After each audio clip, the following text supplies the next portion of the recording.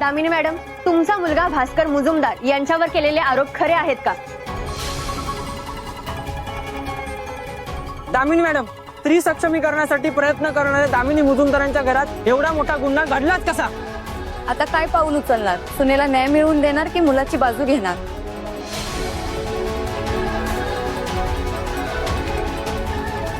हे बघा, हे जे काही घडलं त्यामुळं आमच्या फॅमिलीलाही खूप मोठा हादरा बसलाय. हे सगळं आम्ही अजूनही पचवण्याचा प्रयत्न करतोय. आणि विश्वास ठेवा, माझी आई तिच्या सुनांवर अन्याय होऊ देणार नाही. सर, तुमच्यासाठी एक प्रश्न आहे. आम्हाला सूत्रांकडून असं कळालंय तुमच्या पत्नीनेच पुढाकार घेऊन तुमच्या वहिनीला गुन्हा दाखल करण्यासाठी मदत केली. याबाबत तुम्ही काय सांगाल?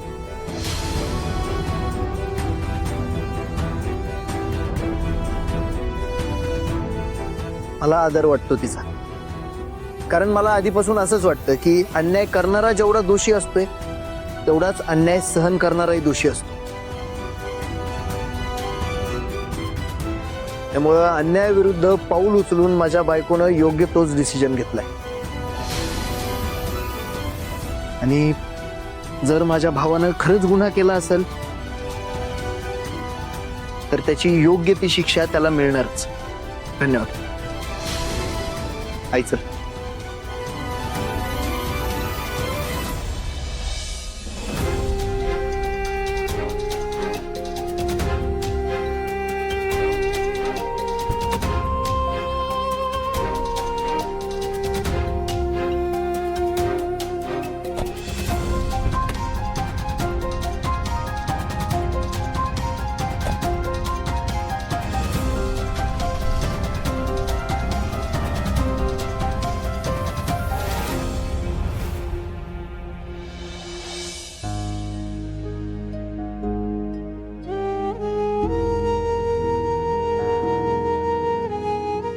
नीता, अगं थोडं तर खाऊन घे.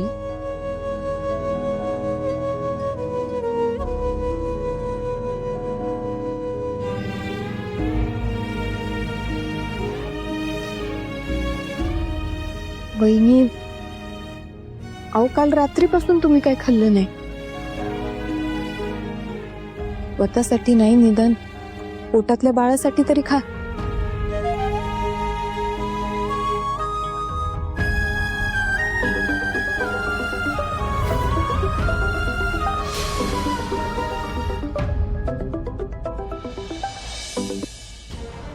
हॅलो, हा,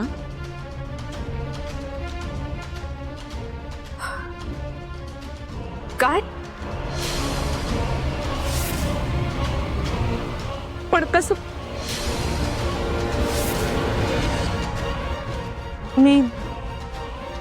मी प्रयत्न करते. मी हो.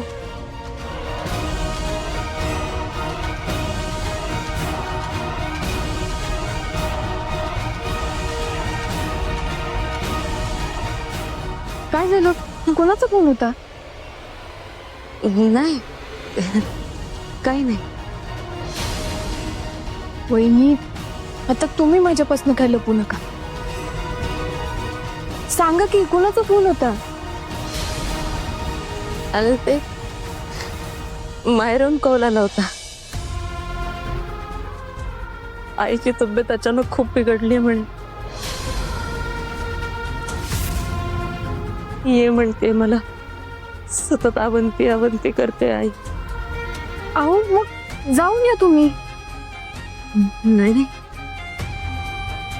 हे इथे असं झालेलं असताना मी नाही जात कुठं. नंतर जाईन ना. वहिनी, अहो तुम्ही नका टेन्शन घेऊ. आम्ही आहोत की इथं. आम्ही सांभाळतो, तुम्ही जाऊन या. अगं, आईंना असं न सांगता जाणं म्हणजे नीता, तुम्ही जर इथं थांबलात ना तर तुमच्या डोक्यात सतत तेच विचार येणार. तुमचं मन नाही लागणार दुसरीकडे. त्यापेक्षा तुम्ही जाऊन या. वाटलंच तर मी आईंशी बोलते. खरंच तुम्ही जाऊन या.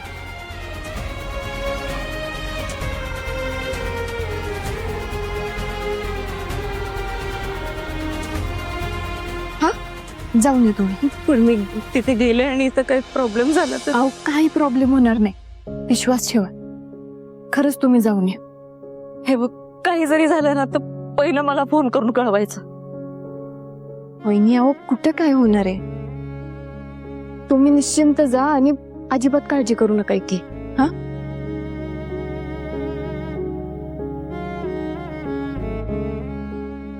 सावी, काळजी घे हं. नीता, काळजी घे. तुझी पण आणि बाळाची पण. आणि आता खाऊन घे. लवकरात लवकर येण्याचा प्रयत्न करते. बा ताई, तुम्ही सावकाश जा आणि मला कळवत राहा. हं? येते.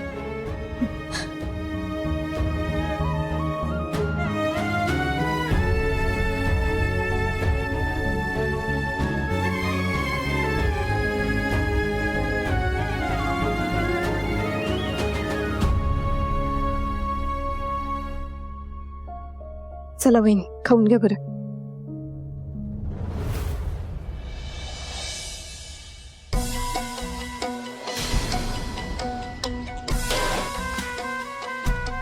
ती सवय माझ्या हातातून नाही सुटणार. तिच्यामुळं आज मी इथं आत आहे. आणि तो धैर्य तो बघितलाय का, कसा तिच्या तालावर नाचत होता. मी बाहेर आलो ना तर दोघांना ना मी गप ना जरा, गप ना. काय या अर्धांगाच्या वर हे देवानं दगडासारखं डोकं दिलं ना, त्याचा वापर कर की जरा. मूर्ख, विसरला काय पोलीस स्टेशन मध्ये धमक्या कसल्या देतोयस? हं? विसरला काय? पोलीस स्टेशन मध्येच तू. पोलीस वॉच ठेवून आहेत तुझ्यावर, लक्ष आहे त्यांचं तुझ्यावर, कळतंय का? कोणी ऐकला ना तर 2 एक्स्ट्राचे बांबू पडतील तुझ्या. कळतंय का जरा?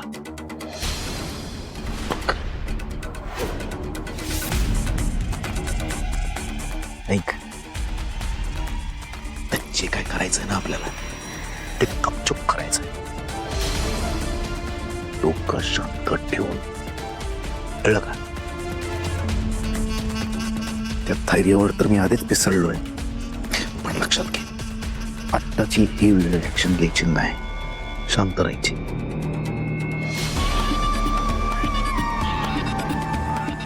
विसरू नको, तुझा मोठा भाऊ अजून जिवंत आहे.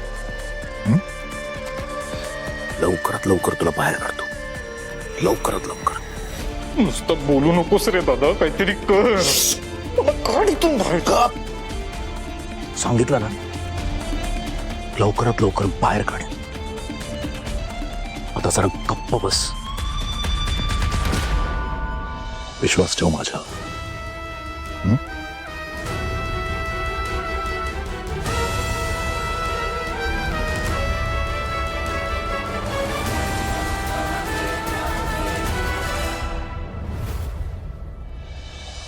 दामिनी मॅडम, तुमचा मुलगा भास्कर मुजुमदार यांच्यावर केलेले आरोप खरे आहेत का? माझी आई तिच्या सुनांवर अन्याय होऊ देणार नाही. तुमच्या पत्नीनेच पुढाकार घेऊन तुमच्या वहिनीला गुन्हा दाखल करण्यासाठी मदत केली, याबाबत तुम्ही काय सांगाल? मला आदर वाटतो तिचा, कारण मला आधीपासून असंच वाटतं की अन्याय करणारा जेवढा दोषी असतोय तेवढाच अन्याय सहन करणाराही दोषी असतो. जर माझ्या भावानं खरंच गुन्हा केला असेल तर त्याची योग्य ती शिक्षा.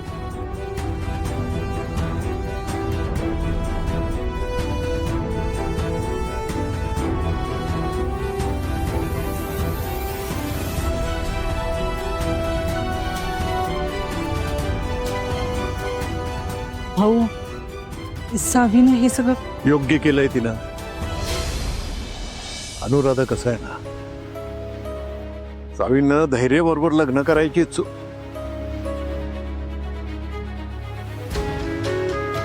त्यामुळं अन्यायाविरुद्ध पाऊल उचलून माझ्या बायकोनं योग्य तोच डिसिजन घेतलाय.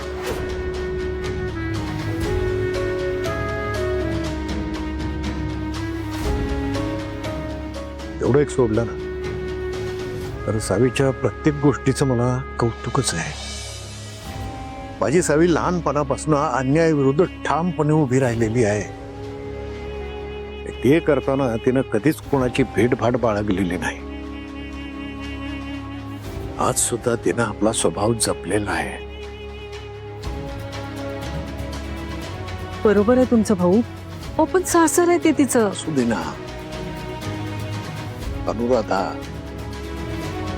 बघ तुझं मन मला कळतंय, पण कसं आहे, तिचा नवरा तिच्या सोबत तिच्या संग ठामपणे उभा आहे. मी स्वतः बघितलंय की.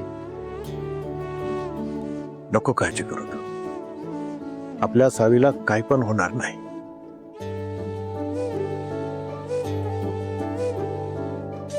पण भाऊ ते ज्या कामासाठी गेलतो की नाही त्या सदाचं काम झालंय बरं का.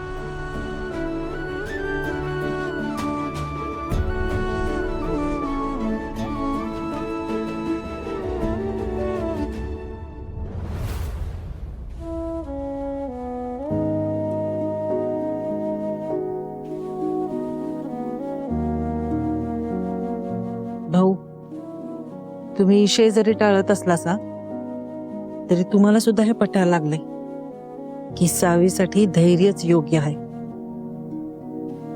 तुम्हाला माझ्या मनात काय चाललंय ते कळतंय, तसं मला सुद्धा कळतंय भाऊ.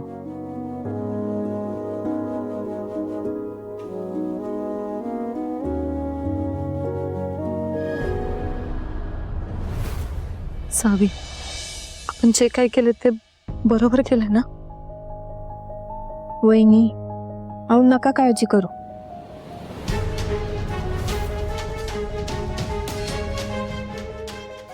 आपण जे काय केलंय ते अगदी बरोबर केले. अहो आपण का अन्याय सहन करायचा? त्या अहो तिकडे का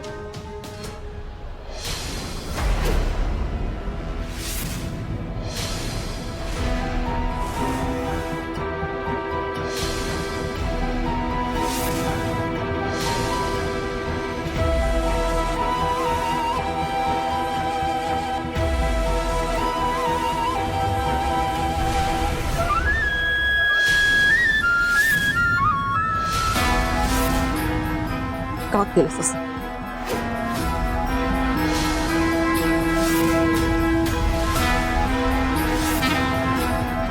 आई काही बोलू नकोस.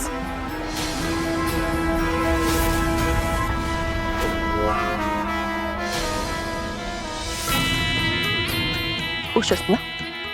माझ्या मुलाला जेलमध्ये पाठवून आनंद झाला असेल तुला, आहे का?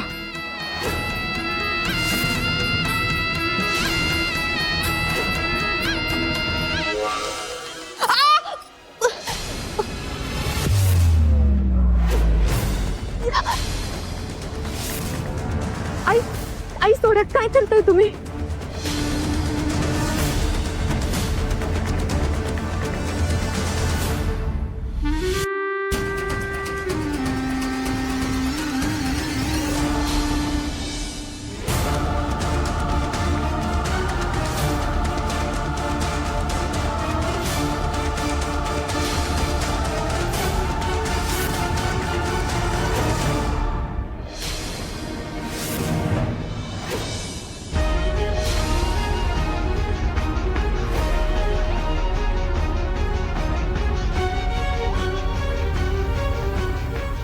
माझ्यासाठी मुजुमदारांच्या घरची इज्जत सगळ्यात महत्वाची होती, आहे आणि कायम राहणार आहे.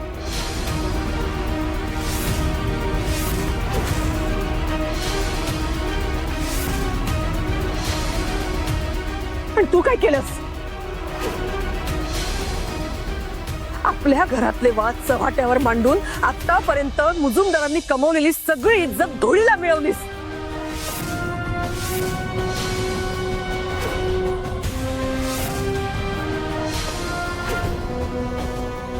आता तू हा उमरा ओलांडायचा नाहीयेस.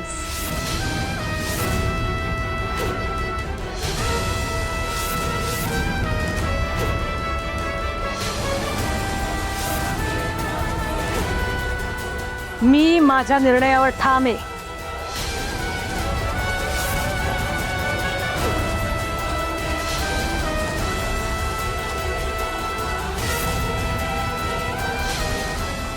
जर माझ्या सहनशक्तीचा अंत पाहायचा नसेल ना, तर कोणीही शहाणपणा करणार नाही आणि इथून हलणार सुद्धा नाही.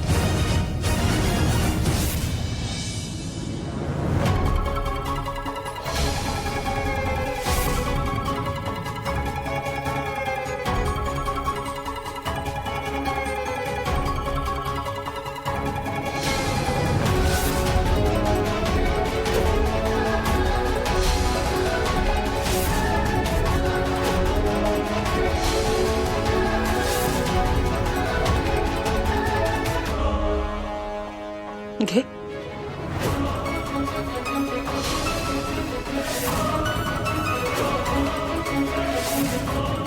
आई मी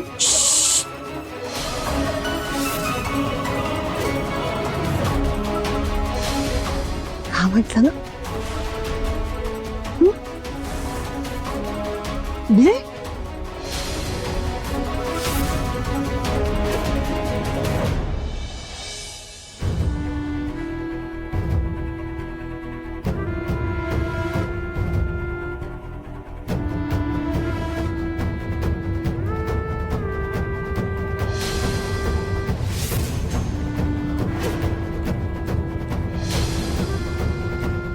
खा ना. खा. तुला प्रत्येक गोष्टीमध्ये पुढे पुढे करून विजय मिळवायचा असतो ना.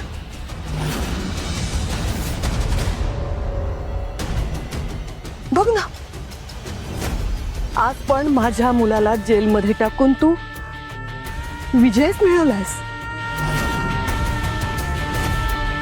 मग तुझा हा आनंद आपल्याला साजरा करायला नको.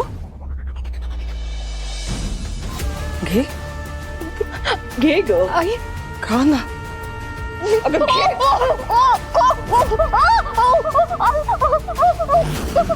हे खा ना. खा.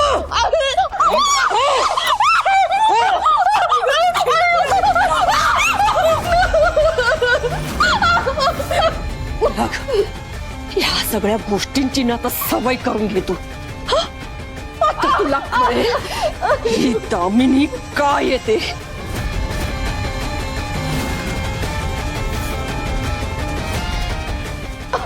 तुला काय वाटलं तू आमच्या घराण्याची इज्जत चव्हाट्यावर आणशील आणि मी शांत बसेल? हं? बोल. आई मी एक शब्द पण काढायचा नाही माझ्या पुढ्यात.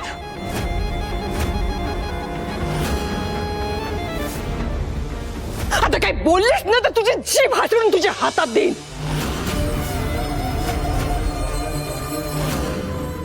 सारखं उठून कौतुक ऐकायची सवय लागली तुला.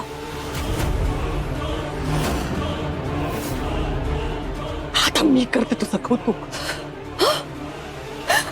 मी पण खूप खुश आहे. मग घे. घे. खा. खा अजून. खा ना. खा. घे.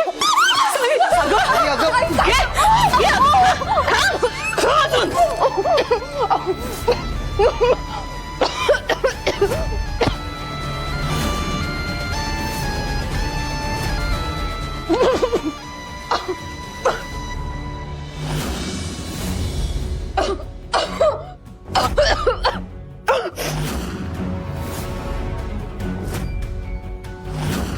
पाणी हवंय. पाणी हवंय. पाणी आण गा.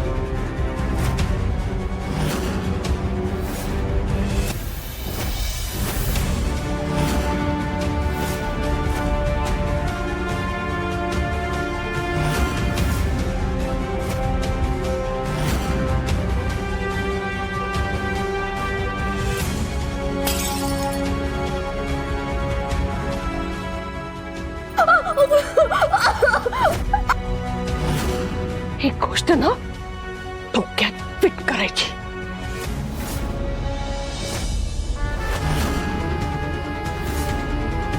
या घरात माझ्या इच्छेविरुद्ध ना तुला कोणी पाणी सुद्धा देणार नाहीये.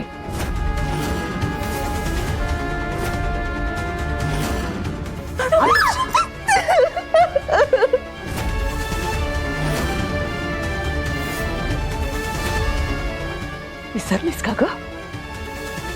विसरलीस? सगळ्यांचा विरोध होता तुमच्या लग्नाला.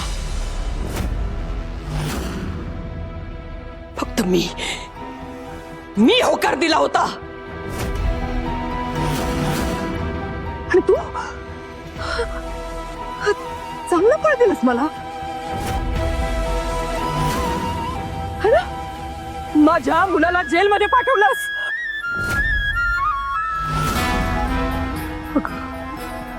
अगं एका शब्दाने जर सांगितलं असतंस ना तर मी स्वतः त्याच्या पाठीशी खंबीरपणे उभी राहिली असती. पण तसं न करता मुजुमदारांची इज्जत तू चव्हाट्यावर मांडलीस.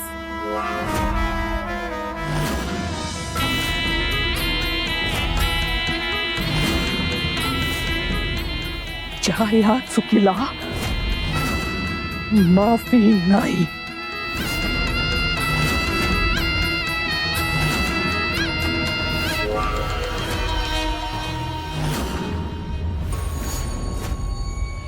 आई,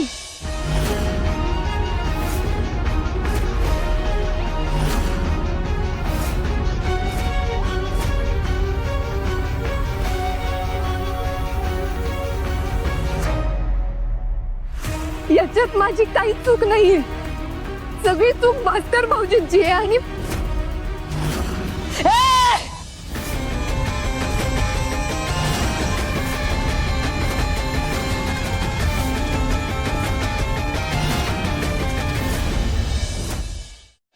मुजुमदारांच्या चुका काढण्या एवढी मोठी झालेली नाहीयेस तू अजून.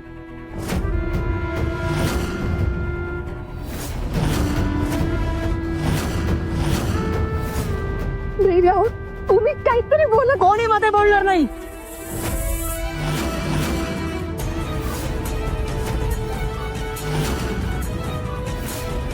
सगळ्यांना शहाणपणा करायची सवय लागली या घरात.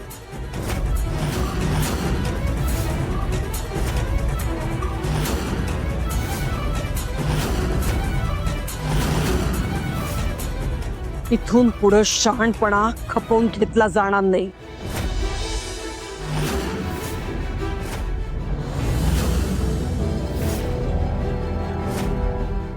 नाही काय ग, आजारी आहेस ना? मग इथे काय काम आहे तुझं? निघ.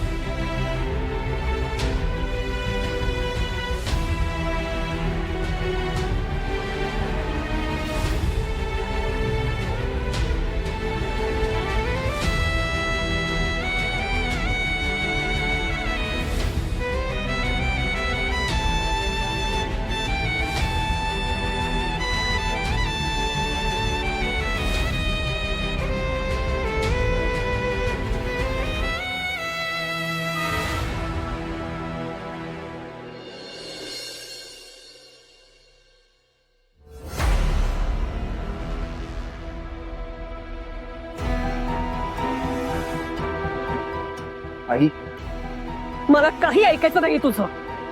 तुझं जे काय ऐकायचं ना ते सगळं ऐकून झालंय पोलीस स्टेशन मध्ये. आता गप्प बस. आई अगं तू हे बघ, उगाच गैरसमज करून घेतेस. आधी एकदा माझं ऐकून तर घे. काय ऐकायचंय? काय आणि किती ऐकायचं अजून? अरे तुझा भाऊ जेलमध्ये, त्याचं काहीच वाटत नाही तुला? कुठून मला दुर्बुद्धी सुचली आणि स्वतःच्या पायावर दगड मारून घेतला ना तेच कळत नाहीये. काय म्हणून त्या सावीला या घरात सून म्हणून आणले मी. खरंच मला ना खरं तर पश्चाताप होतो या सगळ्या गोष्टींचा. पश्चाताप काय करायचं होतं आणि काय होऊन बसलंय. बरं करायचं राहू ते बाजूला, पण ती पोरगी आपली इज्जत गावभर करायला लागली.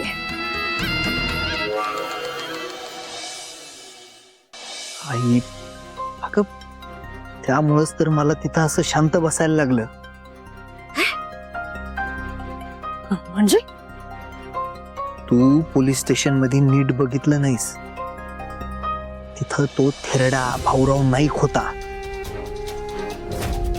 त्यामुळं मी तोंड बंद करून गप बसलो.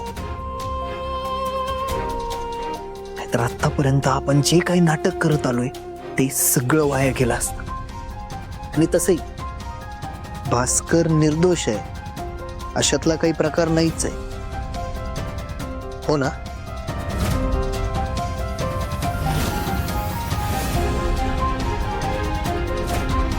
म्हातारा पण न नको तिथे मरत असतो. काय काम होतं त्या थरड्याचं तिकडे? हे बघ आई, जे झालं ते झालं. आता पुढं काय करायचं याचा विचार करायला पाहिजे. एकदा का त्या जमिनी आपल्या हातात आल्या ना की आपल्याला वाटेल ते करायला आपण मोकळे. अजून एक गोष्ट, तू आता मला कितीही सांग तुझ्या बायकोशी नीट वागायला, मला नाही जमणार. खरंच नाही जमणार. तुझ्या सांगण्यावरनं आतापर्यंत तिच्याशी खूप गोड बोलले, खूप छान वागले, पण आता नाही. आता मी जशी आहे मी तशीच वागणार आणि तिला ते सहन करावं लागेल. बस. कोणी अडवलंय तुला? आई बघ, तुला तिला शिक्षा द्यायची असेल, मनातील खदखद तिच्या समोर काढायची असेल, बिंदास्त काढ. तुला काय शिक्षा द्यायची आहे ना ती शिक्षा दे. मी तुझ्या आडी येणार नाही.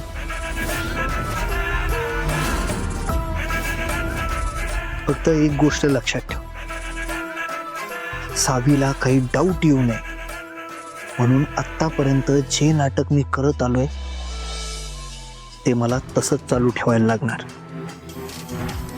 फक्त परत त्याचा गैरसमज करून घेऊ नकोस. येतो मी.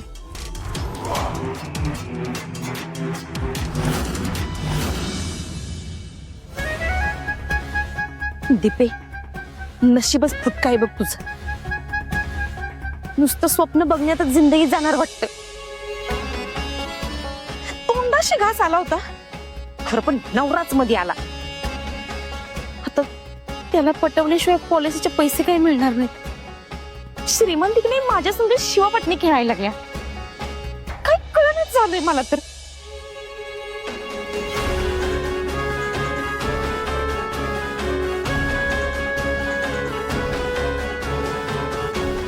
दीपा,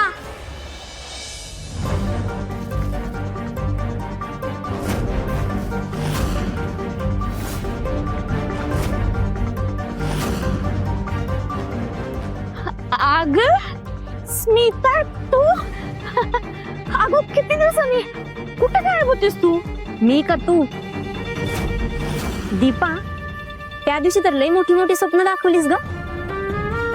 दामिनी बाईंकडे साड्या अशा काय विकेन, माझं तिथे रोजचं उठणं बसणे त्या माझ्या शब्दाबाहेर नाहीत. मग पुढं काय झालं ग त्याचं? ना तुम्हाला साड्या दिलेस ना पैसे. काय केलंस तू त्या साड्या? अगं बाई जरा हळू बोल की. हा, आणि हाय त्या साड्या मी विकणार आहे. त्या साड्या एवढी काय गडबड लागलं तुला? दीपा, मला ना आता अशी शंका येते बघ, तू गंडवतेस मला. नाही कसं आहे, तुझ्या नंदनी ना स्वतःच्या दिराला जेलात पाठवले, तर तिच्या सासूबाई तिला घरात कशा घेतील ग? जर तिलाच त्या घरात जागा नसेल तर तुझं काय? हे बघ असं काय पण नाहीये. मी दामिनी मॅडमना साड्यांबद्दल बोलले अगं. बस कर. हे बघ दीपा, मी ना तुला 25,000चा माल दिलाय. मला उद्याच उद्या पैसे पाहिजेत हा. तेही 25,000. बाकी मला काही माहित नाही. 25,000? हे बाई, अगं मी एका दिवसात 25,000 कुठनं आणू? मग मला माझ्या साड्या परत कर. ठीक आहे, आपण उद्याच उद्या बघूया. हा उगाच आता इथं आमच्या दारात तमाशा करू नको. जातो इथनं, जा. कुठे दीपीच्या नादाला लागून फसले काय माहित.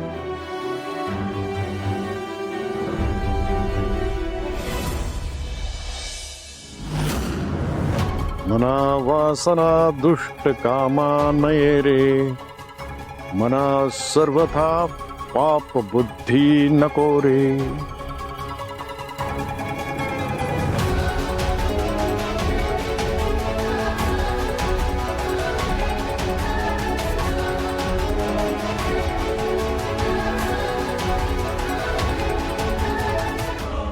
एक वेळ पूर्वेचा सूर्य पश्चिमेकडनं उगवायला सुरुवात होईल.